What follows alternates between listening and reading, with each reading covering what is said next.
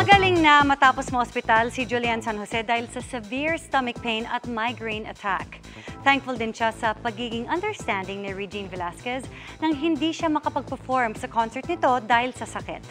Makichika kay Aubrey Carampel. Up and about na si Asia's Limitless star Julian San Jose matapos ma-ospital noong Biyernes. Nakaramdam daw si Julie ng severe stomach pain at migraine attack, dahilan para hindi siya matuloy na mag-perform sa concert ni Asia songbird Regine Velasquez. Nakapag-rehearse na raw si Julian the day before the concert at looking forward na sana sa kanilang production number together ng kanyang ate Reg. Pero nangyari ang hindi inaasahan. Pagising ko, bigla na lang ako nagsusuka. It went on for hours Tapos sabi ko, ayoko muna dalhin yung sarili ko sa ospital kasi baka mamaya mawawala naman or whatsoever ganyan. Pero like talaga nung dire-diretso na, hindi na talaga tumigil. Nagpa-hospital ako kasi tatakot din ako. Tsaka yung family ko natakot din sila.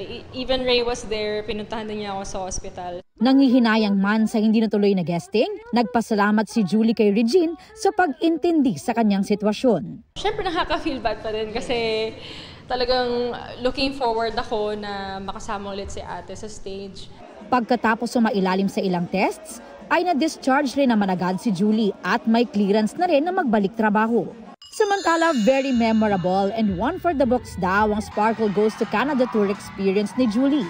Kasama sina Raver Cruz, Barbie Forteza, David Licauco, Ruru Madrid, Bianca Umali at Bubay. Nag-extend sila ni Raver para makapamasyal.